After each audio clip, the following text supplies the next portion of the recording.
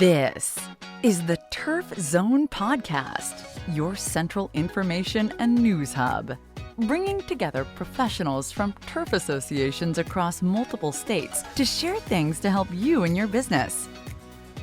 Brought to you in partnership with our friends at the Mississippi Turfgrass Association. Now, let's get in the zone. Welcome to the Turf Zone. This episode begins our series on the USDA-funded ResistPoa Project. In this, our first episode, we're talking to researcher Jay McCurdy, Associate Professor at Mississippi State University. How are you, Jay? I'm doing well. Thanks for having me. Well, thanks so much for joining us. So I want to give a little intro about what we're doing here and why. You are partnering with the Turf Zone and all of our publications to help share some information on the ResistPoa Project. And since you are tasked with extension and outreach, we're kicking off the series with you. And in the coming days, we'll also hear from other researchers that are part of the project. But start off by telling me why it's so important that this information gets out to turfgrass managers at this time. Well, the hope is that we're doing this in a timely fashion and sharing results so that stakeholders can make informed decisions about how they choose to control annual bluegrass this fall. It's a fall emerging cool season plant, and within our listening range or readership range, that's going to be sometime starting in probably September when practitioners are making applications of pre-emergence herbicides, and then after that, post-emergence herbicides. They may be implementing cultural practices now that actually also influence the success or failure of some of those applications. And so I think that's why we're choosing to do that now. And hopefully our listeners and readership will take heed of some of the things we discuss. That's great. So for the average turfgrass manager out there, what has been their experience with Poa annua? Reports to us as university scientists, as a group of university scientists, usually lead to the conclusion that annual bluegrass is probably the most troublesome weed in maintained turf and in general man-made landscapes in the United States. It probably is also one of the most troublesome weeds in many other international markets as well.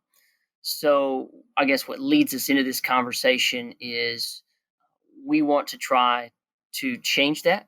And that's going to be a very complicated, integrated approach, including herbicides, but also cultural practices and so on and so forth. Right. So what objectives are you specifically pursuing as part of the ResistPoa Project? And what other interests pertaining to annual bluegrass are you studying separately?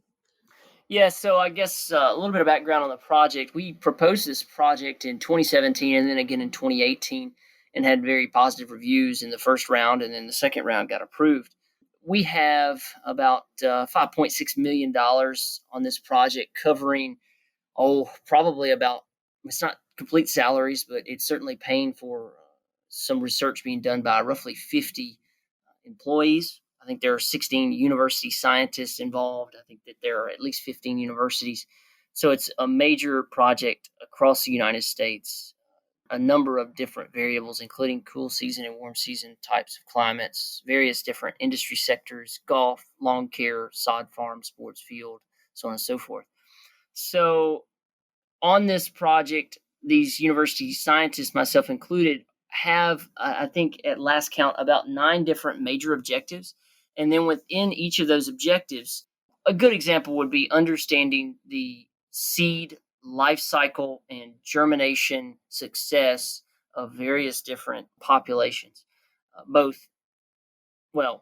Understanding the germination of those populations would be a sub-objective of one major objective, looking at the germination and life cycle of those seed. So I'm actually on a couple of different, or maybe 3 or 4 different objectives. My major objective that I'm responsible for is the extension and outreach component of this project. Part of that has been building a website. That website is resistpoa.org. You can look it up, and it's got a number of different things that we'll talk about today on it. Also managing the Twitter account in conjunction with a few other folks. We maintain Twitter as a means of relaying information as fast as we can. And then also, every single person on this project, except for maybe two who are social scientists, we're all involved in the survey of resistant annual bluegrass across the United States. So far, we have surveyed over 1,500 populations, and a population is usually a unique individual from a different site, a unique site. So, can you imagine 15 universities have covered over 1,500 sites, maybe golf courses, home lawns, sod farms? I'm also on that project. I'm working alongside a young man, a postdoc, who's actually working as my extension associate, named Dr. Eddie Carlos de Castro. So he's been working on much of the survey approach. And so we take those populations and we break them apart and look at resistance to at least 5 different sites of action, both pre and post-emergence resistance. And then also I'm on some projects. For instance, I'm on a project with folks like John Kaminsky and Jim Brosnan, Aaron Patton. So we're looking at the effects of growing degree day accumulation between time of flowering and seed set. And so we're looking to see how long it takes for those seed to become viable. And does their rate of germination differ depending upon the number of accumulated growing degree days? And so far, we've seen some results.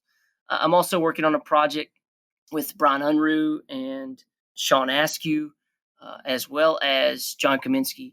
And we're actually looking at the effects of non-chemical control agents. So these are things like vinegar, certain acids, certain salts applied in order to control Poa annua without using typical synthetic herbicides.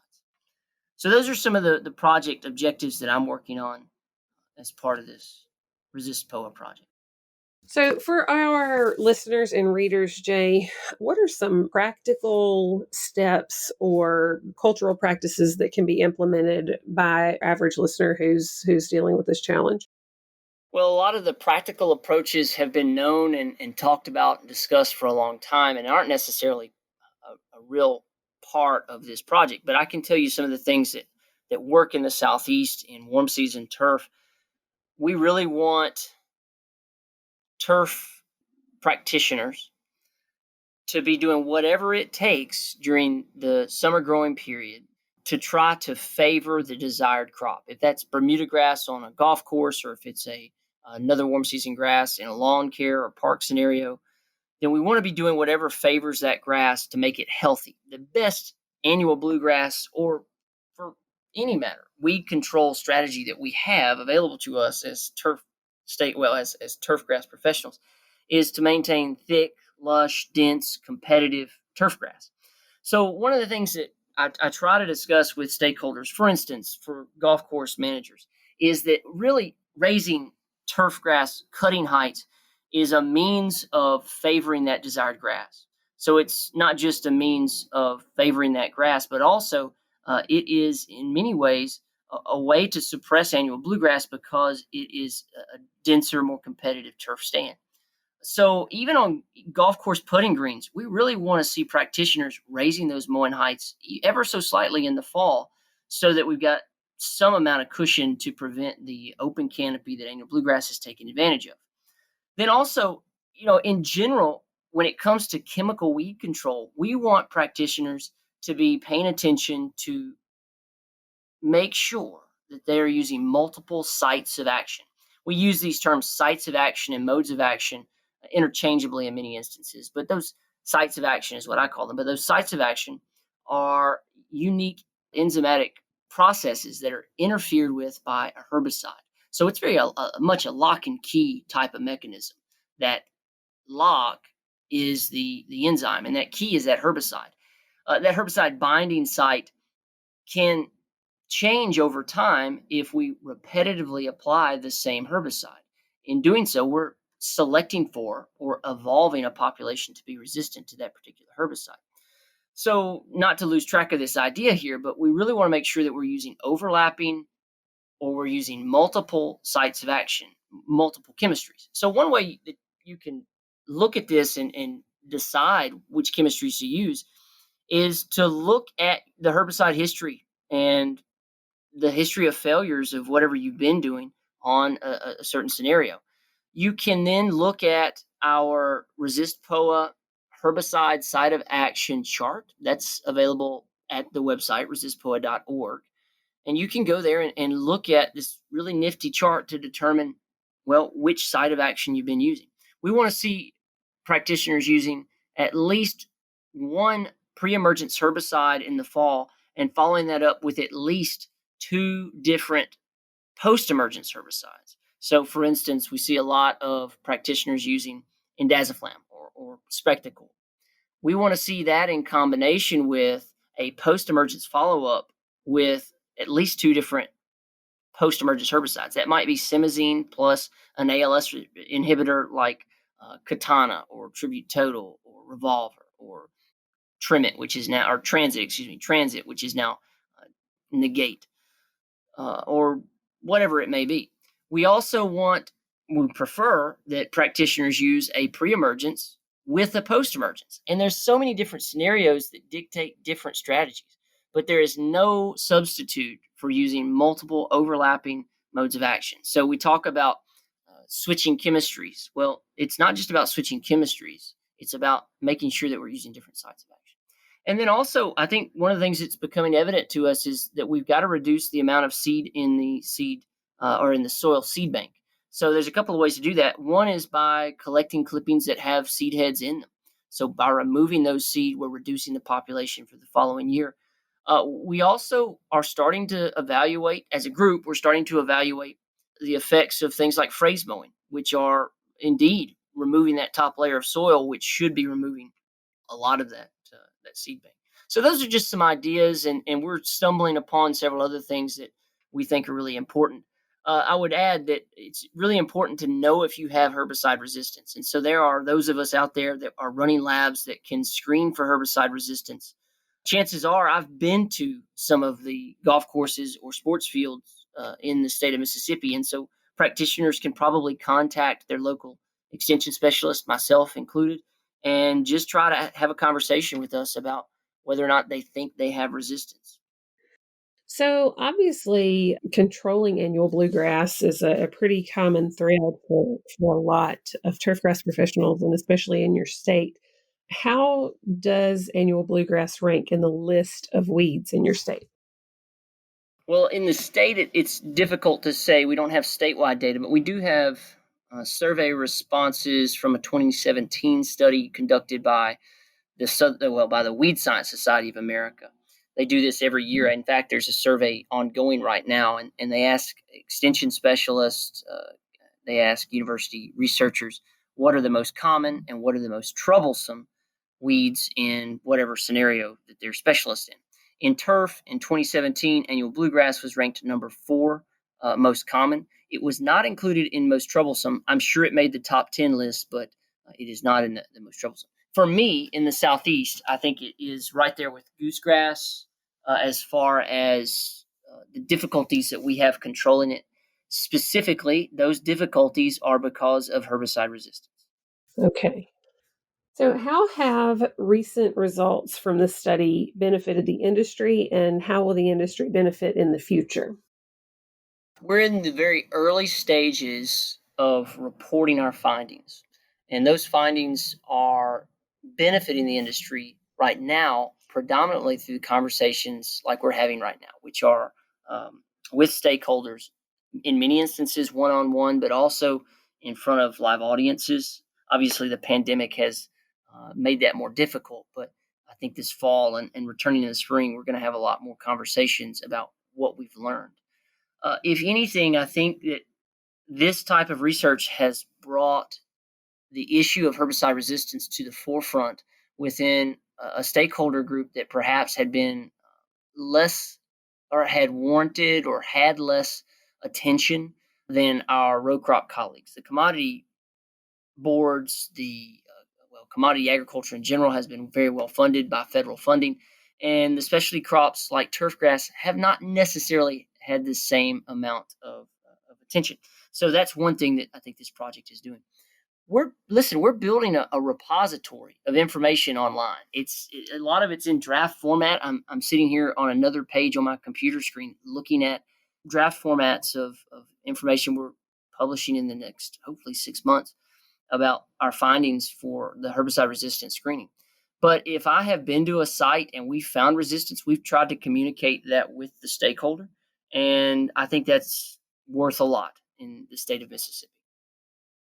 Absolutely. So the more resources that we have available, the more consistent we can be with control. So how should we be looking for more results from this, and what's the best way for us to access them in terms that everybody can actually use?